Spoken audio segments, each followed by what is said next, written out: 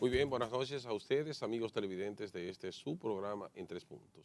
Como siempre, pues agradecer la amabilidad que ustedes nos permitan llegar hasta sus hogares para compartir estos temas de interés con un invitado especial que tenemos esta noche. Adelante, doctor Balcácer, bienvenido. Gracias, Guillermo. Buenas noches a ti, buenas noches a País. Buenas noches porque todas las noches nos permite entrar a sus hogares llevándole informaciones muy importantes y fidedignas. Pero hoy, Guillermo, aparte de informaciones, usted invitó una persona especial para este programa. Yo le voy a permitir que usted sea, que la presente. Muy bien, contamos con la grata presencia de nuestra amiga Zelandia Díaz, quien es una abogada y maneja temas que están ahora mismo en el tapete, como dicen. De manera que vamos de inmediato a darle la bienvenida y después de ella saludar, pues entraremos en materia de inmediato. Bienvenida nuevamente a tu casa, querida. Muchísimas gracias, Guillermo y Balcácer, y por supuesto a todos nuestros televidentes. Bueno, agradecerte, reitero, que nos permita compartir tus conocimientos con nuestros amigos televidentes. Si hay un tema que realmente está en el tapete ahora mismo a nivel del Congreso Nacional diríamos, un tema también que viene desde hace muchas décadas debatiéndose también a nivel congresual y el país pidiendo una modificación al Código Penal de la República Dominicana que tiene décadas sin modificarse y que realmente necesitamos de un instrumento jurídico penal que esté acorde con los tiempos. De manera que vamos a preguntarte de inmediato, que nos ponga en contexto, cómo andan las posibles modificaciones al Código Penal. Digo posibles porque todavía está en el Congreso debatiéndose, ahora pasa, fue aprobado en el Senado de la República y ahora pasa a la Cámara de Diputados. ¿Cuál es cuáles serían los puntos de interés que tiene esta modificación y si hay algunos que todavía se pueden cuestionar de lo que se han propuesto? Bueno, si comenzamos con lo que me parece más preocupante de todo, es el tema de que luego de 20 años, pues perimen los cargos por corrupción. Yo creo que los cargos de corrupción, de robo al Estado, de tráfico de influencias de cualquier naturaleza, no deben de perimir nunca. Estos deben de perseguirse a lo largo del tiempo, porque imagínate que un gobierno dure 20 años en el poder, que yo cometa un acto delictivo en el año número 1, cuando este gobierno al que yo pertenezco sale en el año número 20, nadie me puede perseguir por lo que yo me robé en el año número 1 de gobierno. Y eso es altamente preocupante. Tenemos el tema de las 3 causales, que también es un motivo de preocupación para toda la población. Tenemos la inmunidad penal, es decir, no se pueden perseguir penalmente a las iglesias, al Estado y a otras organizaciones. Y estos son puntos que la población debe ver muy de cerca. Bien, Balcácer. Hay otro punto que me gustaría que lo ampliara desde su punto de vista, y es que en uno de los articulados de lo que sería el nuevo Código Penal, se habla de que los militares tendrían una especie de jurisdicción privilegiada. O bien que un militar que agarre por ahí, como lo ha habido en este y en todos los gobiernos, un infeliz, una persona cualquiera, y le dé una golpiza, le fractura un dedo, le fractura una pierna, ese militar va a ser juzgado por un tribunal militar, un tribunal policial que va a estar conformado por oficiales superiores, abogados quizás, pero oficiales superiores. O sea, que volveríamos a la época sí. de Concho Primo. No retrasaríamos. Además, usted sabe que hoy en día tanto la milicia, los militares, como en la Policía Nacional, hay muchas damas que son militares, policías, que son oficiales. Suponiendo que un oficial cualquiera hostigue a esa señora policía. Un acoso laboral o sexual o lo que sea. De cualquier tipo que sea. O le coja con ella y la maltrate. Ese Correcto. militar va a ser juzgado por un tribunal policial. ¿Cómo usted ve esa parte? El ratón no puede cuidar el queso. ¿Eh? El ratón no puede cuidar el queso. Yo entiendo que nosotros no tenemos la necesidad de un tribunal, de procesos especiales, ni nada que se le asemeje en el tema de los militares, porque el sistema judicial es enteramente competente para procesar todos los casos que se presenten de esta naturaleza. Como aquellos que dicen que bomberos no se pisa la manguera, es importante traer esto a colación en el entendido de que, ¿cómo puedo yo garantizar que en mi caso, en el que yo soy la víctima contra algún militar, será juzgado y yo voy a obtener, puede ser favorable o puede ser desfavorable el resultado, pero ¿y qué tal que ese militar o los militares que están allí son los compañeros de academia del militar que me ha causado el agravio? Eso es una probabilidad que sería muy mínima en el caso de un tribunal colegiado. Pero cuando hablamos de un tribunal supervisado por militares que han hecho academia juntos, que han hecho vida militar juntos, esto no es factible simplemente. Yo no había escuchado realmente esa parte, doctor, pero es preocupante de si se aprueba de esa manera, si hay alguna propuesta de que se incluya esa parte, porque estoy muy No, contento está en el código. Está en el código bueno, si actualmente. está, eso es una aberración totalmente, porque no creo que eso, y no entiendo cómo eso pudo haber pasado por el Senado de la República, con senadores que se entiende que tienen la suficiente capacidad para poder discernir entre los antecedentes que hemos tenido cuando esos tribunales policiales y militares existían. Eso es imposible. Yo creo que eso no debe de ser. Hay algo, Zelandia, que tú decías, que no está de acuerdo con que periman los actos de corrupción que se puedan cometer, que los funcionarios puedan cometer en el ejercicio de sus funciones. Pero me llama también la atención en esa parte, y me gustaría ver tu opinión. En estos países en vías de desarrollo, como se le llama, hay mucha tela por donde cortar. Y si miramos los antecedentes, tenemos que, por ejemplo, en el gobierno vamos a decir, del 86 para acá, vamos a decir, cuando Balaguer llega nuevamente al poder en los últimos 10 años, se le acusó de una persecución política al expresidente Salvador Jorge Blanco. Y de igual forma también hemos tenido otros casos, tanto en el gobierno de Hipólito Mejía, luego en el gobierno del PLD y viceversa, que se ha acusado a los diferentes gobiernos que han sometido a la acción de la justicia algunos que otros funcionarios y expresidentes de la República, y se le acusa de persecución política y que los hechos realmente no se corresponden en justicia para poder procesarlo.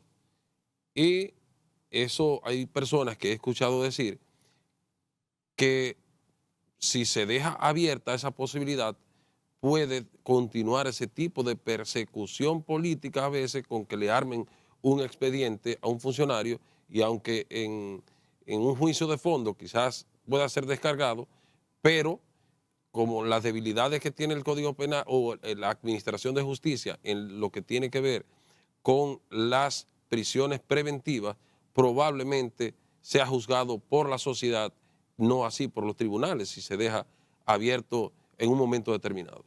Vamos, la persecución política es una banderita muy bonita para exhibir cuando a mí se me está acusando públicamente de hechos delictivos dentro del tren gubernamental. Yo no tengo ningún tipo de simpatía por individuos señalados por casos de corrupción, que en su gran mayoría se ha demostrado, si bien algunos no han sido condenados, que sí han cometido esos hechos. Lo que está a la vista, ¿qué no necesita? Espejuelos, ¿verdad?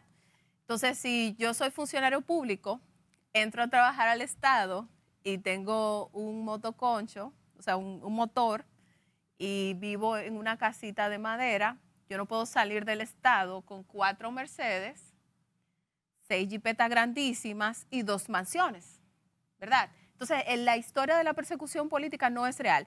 Yo prefiero que a ti te hagan persecución política y no que 20 más que sí cometieron actos de corrupción salgan libres, porque nosotros tenemos un código que dice que va a perimir. Los robos al Estado no pueden perimir nunca jamás y no hay excusa ni hay ningún tipo de justificación para permitirlo. ¿Usted cree entonces que ese punto, que es uno de los más álgidos en cuanto al posible nuevo código, usted cree como dirigente de un partido que eso en nada debe utilizarse para fortalecer la parte política de un individuo que ha cometido ese tipo de errores en la No, oportunidad? espérese, que robarle al Estado Ok, no es un bueno, error. bueno, Vamos, ¿eh? hasta que no se pueda verificar la realidad del hecho, nosotros no podemos catalogarlo de robo. Para eso habrá un juez. Entonces, ¿usted considera que eso es una aberración que sea sometido dentro del código? Me sorprende mucho considerando que ese es un artículo que no representa los valores de mi partido, ni representa los estatutos de mi partido, ni representa lo que entiendo yo que debe ser la administración de justicia desde el Poder Legislativo. Por lo tanto, esto es una parte que debe ser revisada muy de cerca, muy con lupa. Es igual que con la ley de extinción de dominio. Todo el mundo con la mano en la cabeza y diciendo que la ley de extinción de dominio iba a abrir una puerta a que el cuento típico de que si un militar quiere un terreno que tú tienes, te hace un expediente de manera retroactiva. Pero es que la ley de extinción de dominios, más que otra cosa, es para perseguir políticos corruptos. Si bien abre algunas puertas muy peligrosas, la ley de extinción de dominios, o como tú dices, el concepto de la persecución política, hay que tener un poquito de fe y esperanza y sobre todo trabajar para que nosotros podamos alcanzar otros países que están en mejores condiciones en materia de administración de justicia. Bien, vámonos con la anuencia tuya, Zelandia, y de nuestros amigos televidentes a nuestra primera pausa comercial y de inmediato regresamos con una profesional del derecho que maneja el tema en cuestión. Adelante, señor director.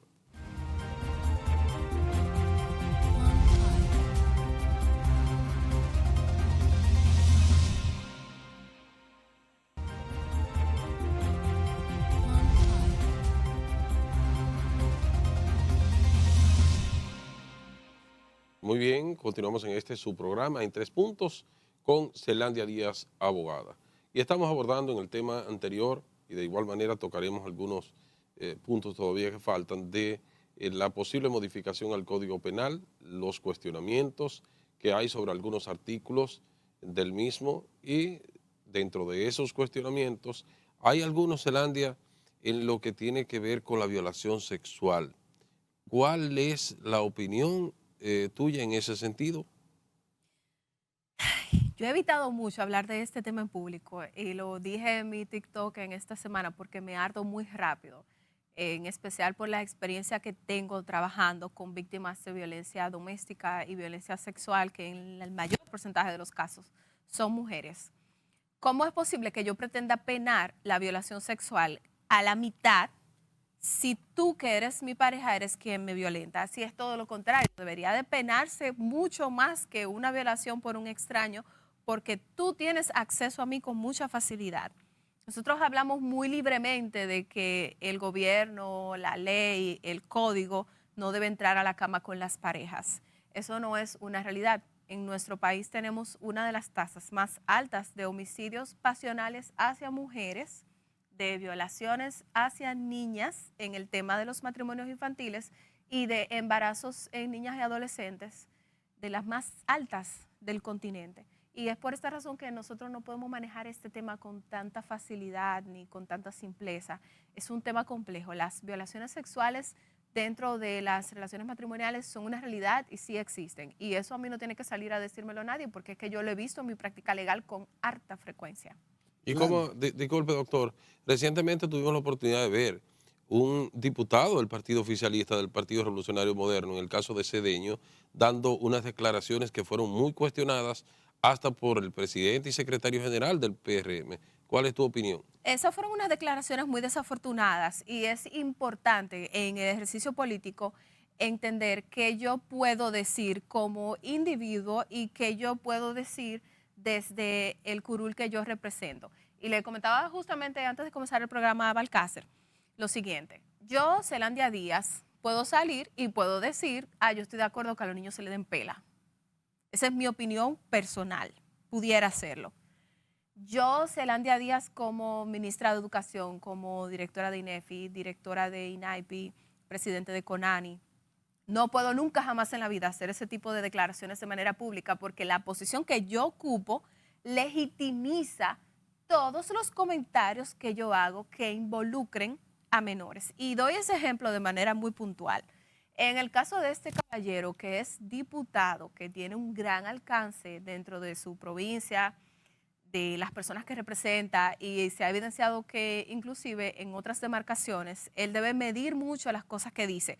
Vuelvo y repito, porque ese tipo de comentarios incitan y legitimizan la violencia sexual en las parejas. Y una vez más, no representan lo que son los lineamientos del partido ni las posiciones del PRM con respecto al tema de la violencia de género. Zelandia, mira, nosotros hemos visto varias entrevistas que se le han estado haciendo al señor Eugenio Cedeño. En varias de ellas, él ha pedido excusa. No. Ha pedido perdón, sí. Perdón, él se disculpó por la forma, no por el fondo. Bueno, es decir, él mantiene su retórica. Perdón, ahí voy a mi pregunta. Pero, dos preguntas en una. Él dice que él no hizo una pronunciación de ese tema a la ligera, que él estaba en un momento discutiendo lo que es su, como legislador de la República que es, y él estrenó una opinión de un tema que se está tratando en el Congreso.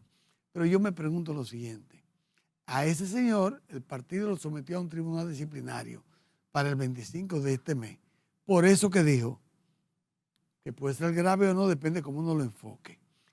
Pero el partido tiene otros militantes que han salido diputados y hasta senadores que tienen más cargos que deben responder ante la sociedad y el partido no lo ha sometido al tribunal disciplinario. ¿Cuál es su opinión? Te voy a responder muy llanamente. Ajá. El que pone su huevo tiene que empollarlo. Vamos.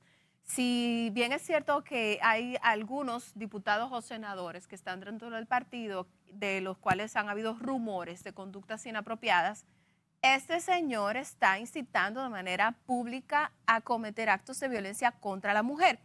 Y si nosotros leemos los comentarios en las redes sociales de muchos hombres y un porcentaje menor de mujeres, entonces podemos entender con mucha facilidad por qué tenemos tantos crímenes pasionales hacia mujeres. Es un sistema de pensamiento que está aquí atrás, en lo más profundo del cerebro, arraigado.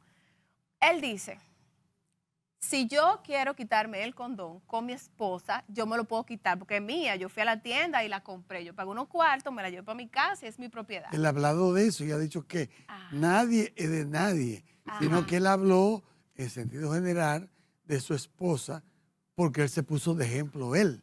Él no está diciendo que lo practica. Párame eso ahí.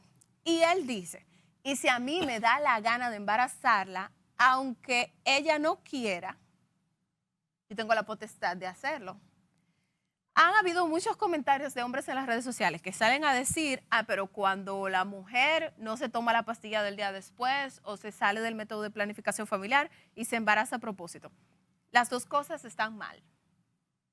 Bien, tener hijos debe ser algo muy consensuado, pusimos eso aparte. El embarazo es un estado fisiológico que pone altamente la vida en riesgo de la mujer. Hay mujeres que para embarazarse deben agotar un proceso de preparación física porque pueden morir con mucha facilidad. Y te pongo dos ejemplos. Yo conozco un caso de una joven que estaba embarazada, agarró una alergia, tosió mucho, durmiendo, tuvo un desprendimiento de placenta y se desangró. Ella vivía sola y se murió. Y ella había tenido un embarazo hasta ese momento completamente saludable. Tengo otro caso de una amiga cercana, pasó 3 años preparándose para embarazarse, hacía dietas, ejercicios, su esposo se preparó, un embarazo muy deseado, ella estaba muy saludable cuando se embarazó y ahora está con una diabetes gestacional grave. Entonces, tú decirme que me vas a embarazar en contra de mi voluntad es atentar contra mi vida porque tú no sabes cómo va a salir ese embarazo, tú no sabes si yo me voy a morir en ese embarazo. El hombre que desconfíe de la mujer y que entienda que esa mujer se va a dejar de planificar o no se va a tomar la pastilla del día después, tiene la solución fácil. Hágase una vasectomía, use preservativo todo el tiempo. Pero queremos dejar el tema de la planificación familiar y evitar tener hijos siempre en manos de la mujer, sin el hombre asumir ningún tipo de responsabilidades. Señores, pero hay mujeres que no pueden planificarse. porque tienen problemas en la tiroides o tienen otro tipo de situaciones de salud. Entonces, son comentarios desafortunados, son misóginos. Este ha sido siempre Misógino, su doctora. discurso. Claro que son misóginos porque tú estás hablando de mí como una propiedad. Yo no soy ¿Usted cree propiedad de nadie. que él sienta, ese diputado, usted cree que sienta odio por la mujer? Hay hombres a los que no les gustan las mujeres. Lo que pasa es que no se sienten sexualmente atraídos por otros hombres. Y eso es un concepto muy profundo para entenderlo. Y yo quiero dejar en claro, porque siempre venimos con la estribilla de que la feminista, yo no soy feminista, ni quiero ocupar ningún lugar de ningún hombre, ni me siento como un hombre, ni me siento más que ningún hombre. A mí hoy se me pichó una goma en el medio de la calle y yo lo único que hice fue fajarme a dar gritos hasta que apareció un motorista y un amé y me rescataron. De ahí no pasó el cuento. Pero hay que estar claros. Si nosotros buscamos entrevistas de hace 15 años, el discurso ha sido siempre el mismo. Él siempre ha estado en contra de que se penalice la violación sexual entre parejas. Y mi pregunta es la siguiente. Si ahora mismo dicen que es ilegal comer molondrón, a mí eso no me importa, ni me afecta, ni yo pestaño porque yo no como molondrón. Pero si yo como molondrón con frecuencia y comer molondrón se convierte en ilegal, yo salgo así como una cacata a decir que comer molondrón está bien y que eso no es nada. Entonces creo que son declaraciones que abren muchas cuestionantes y muchas preguntas, más que respuestas. Bueno, ¿qué otra? No, respira, Guillermo, tranquilo. Bueno, ¿qué otra? No, Guillermo, no le gusta que yo te pregunte así. No, no, no, no. Usted tiene la libertad, doctor, de preguntar. ¿Cómo pudiéramos también ver la parte de los menores de edad en el Código Penal? ¿Cómo son tratados? Es que el tema de los menores de edad no debe de ir al Código Penal. Nosotros tenemos un Código del Menor, que es la Ley 136-03, que debe ser revisado y debe ser actualizado, y todo lo concerniente a los menores de edad debe ir expresamente en el Código del Menor. Como, por ejemplo, cosas que no tomamos en cuenta en el Código Penal actual. El matrimonio infantil se legaliza en enero del 2021. Dígase, yo no puedo ir como menor de edad con la aprobación de mis padres y contraer matrimonio. Esto se hacía con frecuencia, más que otra cosa, con el tema de documentaciones con extranjeros. Pero no tenemos una ley que vaya acorde, ni tenemos un artículo en el Código Penal nuevo, bueno, el que quieren sacar ahora, perdón, que de manera expresa persiga y penalice las personas que conviven con menores de edad, y eso es un problema diario de nuestro país. Por lo que nosotros debemos incluirlo en el Código del Menor, que no sea solo una violación sexual, porque ya esto es agravado cuando tú convives físicamente en una casa con un menor de edad. Entonces, esto debe verse de manera integral. Igual que el tema del maltrato infantil debe también de agregarse, pero en el Código del Menor, cuando se revise. Bien, vámonos a nuestra siguiente pausa comercial y de inmediato continuamos con nuestra invitada especial en el día de hoy, Zelandia Díaz.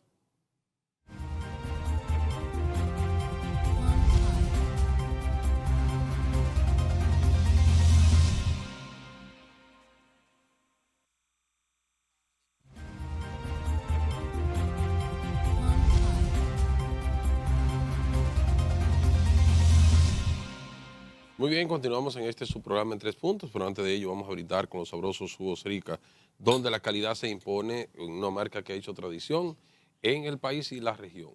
Rica a su salud.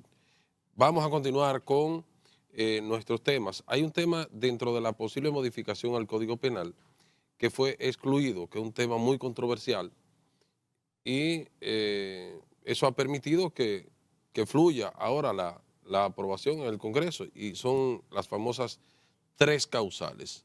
¿Cuál es la opinión de Zelandia Díaz con la exclusión de este tema tan controversial y de igual forma el tema como tal? ¿Cuál es la opinión de ella? Yo pregunté en un espacio en el que yo estaba como charlista, cuántas de las personas que estaban allí se oponían a las 3 causales, y un gran porcentaje levantó la mano. Bueno, creo que tú estabas presente.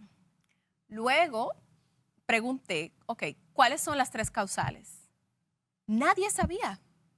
De las personas que estaban allí presentes, que se oponían a las 3 causales, ninguno las conocían. Las 3 causales no son para mujeres que desean interrumpir un embarazo porque hoy me desperté y no quiero ser mamá. son para mujeres que están en situaciones muy extremas y desesperantes y deben tener opciones, ya sea para salvaguardar su vida en casos de violaciones e incesto y por supuesto en casos en que esa criatura no vaya a ser compatible con la vida cuando nazca. Las 3 causales son importantes porque me dan a mí autonomía sobre mi vida y la posibilidad de decidir si yo voy a tener un hijo. Bueno, pues yo no quiero interrumpir este embarazo y que sea lo que Dios quiera. Y si yo fallecí, la decisión fue mía. Pero que no sea una decisión que venga desde el tren gubernamental. Muy bien, doctor. Mire, también se habla en el posible nuevo código de las violaciones. Pero también se especifica que solamente, para mí es una aberración con lo que leí, es una violación cuando hay penetración. Es decir, que usted puede pasar la mano, usted puede besar, usted puede... Todo lo demás. Todo lo demás que se hace en el sexo. Pero utilizar juguetes, lo que sea. Pero si usted no penetró, usted no es un violador. ¿Cómo usted ve eso? Yo creo que quién o quiénes tuvieron la autoría de ese acápite no conocen ningún tipo de caso de violación sexual de primera mano. No deben de conocerlo, porque cuando hablamos de violación, en especial cuando involucra a menores de edad, no hay penetración desde el día 1. Se produce un proceso muy largo de adoctrinamiento a ese niño o a esa niña y a veces pasan años con lo que se pudiera desafortunadamente llamar jugueteos sexuales, ¿verdad? Antes de llegar a la penetración. Entonces ese código me está diciendo que si una persona abusa durante 3 o 4 años de un niño con todo lo que no es penetración, entonces no pasó nada. Ahí le pregunta a usted, perdón, Guillermo. Ese código ya fue aprobado en el Senado, en la Cámara de Diputados, y el lunes la Cámara tiene una apertura para que todo el que quiera dar su opinión. Vistas públicas. Sí, el lunes. La comisión que fue creada por la Cámara de Diputados se va a estar abierta el día entero para que todo aquel que quiera dar su opinión respecto al código pueda hacerlo. Entonces mi pregunta es la siguiente. Fue aprobado por el Senado de la República, compuesto en su mayoría por senadores del PRM. Fue aprobado en la Cámara de Diputados, compuesto en su mayoría por diputados del PRM.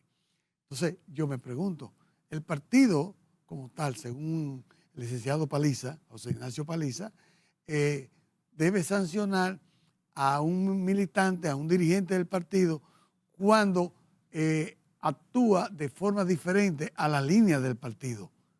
¿Qué usted me puede decir con respecto a qué debe hacer el partido con esos diputados y senadores que han actuado en contra de la línea política del PRM? Mira, como mujer PRMista, que soy parte de este partido desde su fundación, que vine del PRD cuando Miguel Vargas nos votó a todos. Te digo que para mí este proceso del Código Penal ha sido muy decepcionante. Ha habido más premura en que el código salga que en ver qué contiene el código. Este código tiene casi 2 décadas dando años. vueltas en el Congreso y en el Senado. Y va y viene. Y lo que ha hecho es retrocedernos en el tiempo en términos de derechos ciudadanos, pero enormemente. Yo creo que una vez llegue al Poder Ejecutivo, nuestro presidente lo estará revisando y estará haciéndole las observaciones del lugar. No esperaría menos de él en cuanto a lo que ha sido su conducta en derechos civiles y políticos de todos los ciudadanos. Nosotros los jóvenes del partido debemos de observar muy de cerca este proceso y debemos de entender por qué es importante no solo la militancia política, sino la aspiración a candidaturas de personas que deseen servir, que queramos prepararnos y que más que observar desde las gradas, queremos integrarnos y ser parte de los procesos de cambio y evolución que necesita nuestro país. Hay una situación que me gustaría escuchar tu opinión también, y es que no se está contemplando, según hemos visto, en esta posible modificación al Código Penal, la penalización al Estado Dominicano y de igual forma a la Iglesia. Me gustaría escuchar tu opinión en ese sentido. Ay, Guillermo, que tú me estás preguntando cosas que yo no sé ni cómo responderte. Mira. Tiene la capacidad. Ay, mira. Dios mío. Si tú eres fiscal, y me gusta siempre hablar con ejemplos para que las personas puedan comprender con mayor facilidad lo que hablamos. Si tú eres fiscal, yo vengo donde ti, pongo una denuncia y te digo, esta persona me ha amenazado en múltiples ocasiones con matarme, y tú como fiscal no tomas ningún tipo de acción, y la persona efectivamente me quita la vida, mi familia debe de poder perseguirte penalmente por homicidio negligente. Porque tú facilitaste que yo perdiera la vida. Y cuando se te procesa por homicidio negligente, en ese mismo proceso, entonces, el Estado debe indemnizar a mi familia, ya que por falta de la acción pública, yo perdí la vida. Y el caso de la iglesia no tenemos que ir más lejos. ¿Tenemos antecedentes en otros países en ese orden? Oh, pero por supuesto que sí. Todos los países ya desarrollados tienen la persecución civil y penal al Estado y a las iglesias por sus faltas. Y cuando hablamos de las iglesias, el ejemplo lo tenemos en esta semana. Sí, al Estado, por supuesto que sí. Yo te la voy a poner fácil. Tenemos Estados Unidos, que está ahí al ladito. En Estados Unidos, si un policía le quita la vida a una persona, o si una persona pierde la vida por inacción del Estado, pues tú puedes demandar al Estado y el Estado está obligado a indemnizarte por su falta. Y cuando hablamos de las iglesias, para mí es un tema sensible, porque yo siempre he estado muy de cerca con la Iglesia Metodista Libre. Colaboro con ellos, si bien no estoy tan dentro como debería, te hago este comentario. En esta semana tenemos el caso de un pastor, bueno, él se llamaba pastor porque no era en realidad, que violaba niños y le transmitió el virus de VIH hasta el momento a 4 menores de edad. Él cometió el hecho no lo cometió la iglesia. Pero imagínate ahora que tú tuvieras 4 o 5 pastores encubriendo esta acción y que desde el obispado de esa iglesia se encubriera el hecho. ¿Tú entiendes que hay que pasarle un pañito tibio? No. Deben ser sometidos penalmente por complicidad y por ser accesorios después del hecho. Entonces, la responsabilidad civil y la responsabilidad penal deben mantenerse en todas las organizaciones públicas y privadas. Esa es mi opinión. Alcácer. Zelandia, mira, hay una pregunta que yo quiero hacértela, que no tiene nada que ver con el código, pero no deja de algunas palabras del presidente Pacheco hacerme que yo haga ciertas reflexiones. Yo nunca he estado de acuerdo con que los gobiernos sean intolerantes. Bien, yo creo que los gobiernos, el Estado, los poderes, tienen que tolerar ciertas cosas. No pueden porque son los que deben dar el ejemplo. Se han dado últimamente 3 casos. El último fue el que Pacheco manda o dice que los periodistas no están haciendo un buen manejo de la libertad de prensa y que no saben lo que se está haciendo en el Congreso y que están dando opiniones a priori. Pero también tenemos el caso de la Procuraduría General de la República, que en primera intención, aunque después Jenny Berenice lo negó, hablaba de que podían ser sancionados o sometidos a la justicia los periodistas que hicieran cierta opinión temeraria. Eso fue lo que se dijo. Y después de eso vino un editorial, diríamos, una opinión del director del periódico Diario Libre, que es Aníbal de Castro. Sí, Diario Libre, ¿verdad? No recuerdo si Diario Libre o Nuevo Diario. No, Nuevo Diario no. Diario Libre. Tiene que ser. Bueno, donde decía que después de archivar lo habló y dijo que eso no era así, que en el Palacio se habían estado restringiendo los movimientos de los periodistas palaciegos. Bien, hay 3 cosas en los últimos meses que se han estado comentando. Hoy usted está en el partido del poder, hoy está en el gobierno, pero sé que usted no va a simpatizar con que ese tipo de cosas se lleguen a ser proclives, a ser frecuentes, de que prime la intolerancia de parte de los poderes, no me estoy refiriendo al presidente, de los poderes, tanto de los diputados, de la Procuraduría y de otros más que puedan venir. ¿Cuál es su opinión? La libertad de expresión no viene sin la libertad de expresión no es equivalente a libertad de consecuencias. Yo no puedo tomar un micrófono, ser periodista en un medio de comunicación y lucubrar en torno a rumores que yo he escuchado. La prensa debe ser muy responsable siempre en el tipo de enunciados que hace. Con respecto al acceso al Palacio Nacional, cada vez que yo visito el Palacio Nacional, siempre me parece que la seguridad es muy baja, considerando que es la Casa del Poder Ejecutivo, que es donde está el presidente, está la figura del vicepresidente y están los ministros de la presidencia. ¿Cuál es la función que hace la prensa en un país? Es transmitir las informaciones de manera transparente, veraz y rápida, pero veraz. Antes que transparente y antes que rápida.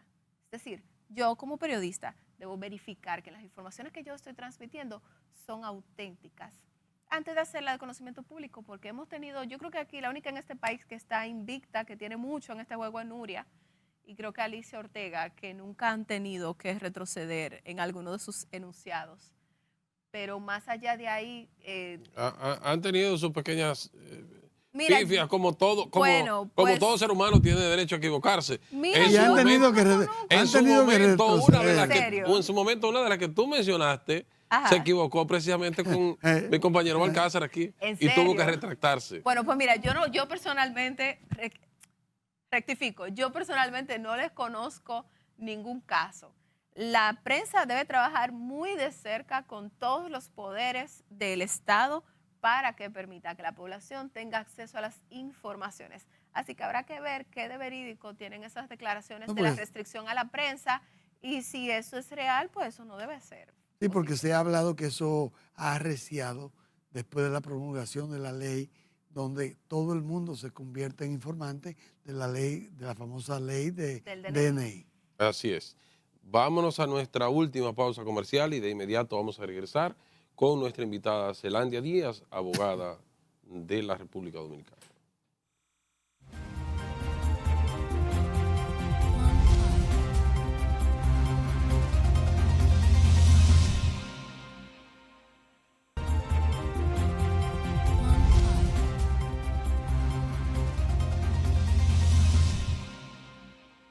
Bien, ya estamos en la parte final de su programa en 3 puntos.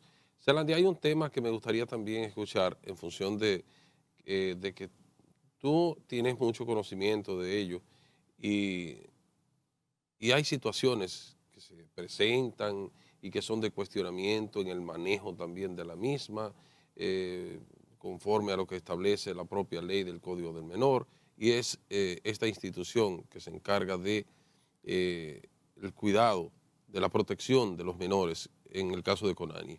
Cuéntanos y ponlo en contexto sobre esta institución, cuál es tu visión sobre la misma, si hay cosas que están funcionando bien y hay otras que se pueden mejorar. Mejorar en Conani de manera inmediata es el sistema de acogida de menores, ya que no es solamente yo acoger a este menor que está en una situación de riesgo, llevarlo a una casa de acogida y dejarlo ahí. Es importante implementar programas de desarrollo personal, emocional y profesional para todos estos niños y jóvenes que se encuentran bajo la tutela de Conani. De igual manera, es importante comenzar con buenos programas para padres que tienen niños con algún tipo de discapacidad, ya sea una discapacidad física o una discapacidad mental, en especial considerando los altos índices de niños autistas que tenemos hoy en día en el país, y los padres siempre están con la mano en la cabeza de que no saben qué hacer con sus hijos. Muchas veces no es ni siquiera llevarlos a terapia, es cómo yo trato a mi hijo, cómo me dirijo a mi hijo, cómo manejo alguna crisis que me haga. Padres que tienen niños que están en situación de invalidez, cómo lo baño, cómo lo muevo, lo paro, lo siento. Estos son programas que serían muy beneficiosos para la sociedad y en especial programas de inclusión para niños que tienen dificultad visual, auditiva o de movilidad, y que estos puedan tener una infancia pues lo más acercada a sus congéneres posible. Zelandia, ya en esta parte última del programa, pues estamos diversificando un poco la entrevista. Me gustaría saber su opinión como ciudadana, como profesional. ¿Qué usted sugeriría tanto al gobierno como a la alcaldía de la capital qué acciones tomar con lo que se está convirtiendo ya en algo continuo, que es que vehículos se vayan por esos hoyos, por esa apertura que abren la constructora para construir grandes edificios y no le ponen la debida protección. Ayer fue una joven señora que por suerte no perdió la vida. No perdió la vida, que yo no sé cómo no la perdió, porque inclusive esa parte ahí es más honda que donde se cayeron, donde se mataron los dos, ahí en el Evarito Morales.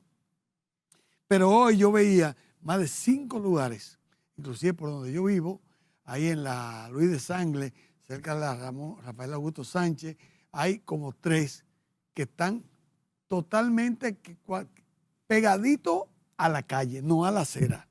Hoy tomaron hasta la acera para ahondarla. Y lo que tienen es yo lo dije aquí el otro día y volví otra vez porque de que lo iban a arreglar, que hasta con la mano usted le hace así. Y cualquier niño que venga por ahí y no vea, se puede deslizar. El gobierno, ¿qué debe hacer? La alcaldía, ¿qué debe hacer? Los inspectores, ¿qué deben de hacer? Esta información no confirmada, pero sí tengo entendido que ya la Alcaldía del Distrito Nacional está evaluando cuáles medidas se pueden tomar al respecto con estas empresas constructoras para que las mismas coloquen los bordes de protección correctos para evitar este tipo de eventos. Señores, demanden. Busquen un buen abogado. No se busca un abogado que le cobre 5,000 pesos por audiencia. Se busca una buena firma legal. Y todas esas personas que han tenido incidentes, los familiares de quienes han perdido la vida y la señora que se accidentó recientemente, demanden a esa empresa por 50, 200 millones de pesos. Que a menos que esa firma... se demanden 2 o 3 empresas, ellos solitos se alinean. A menos que esa firma de abogado no tenga también una flexibilidad con quien no tenga la posibilidad en términos económicos y haga una concesión para cobrar contra lo recuperado. Eso ocurre con menor frecuencia de lo que la gente cree. Y yo en TikTok siempre le digo a mis seguidores, no es que tu abogado se vendió, que tu abogado a veces es incompetente. Y la gente cree que el abogado se vende. Eso ocurre con menor frecuencia porque yo como firma jurídica tengo mayor prestigio y gano más dinero en otros clientes con un escándalo demandándote a ti como constructora porque una persona falleció cayendo en una construcción que los 2 o 3 cheles que tú me puedas pagar. Pero eso desde un punto de vista. Yo lo veo desde otro punto de vista. Yo creo que aquí hay 4 o 5 instituciones que son las que tienen que aprobar el permiso correspondiente para que se empiece el proceso de apertura, de construcción. Entonces, yo creo que el ayuntamiento puede entonces poner, si no se puede directamente hacerlo, someterlo a la sala capitular. Usted dice la supervisión. Precisamente. No.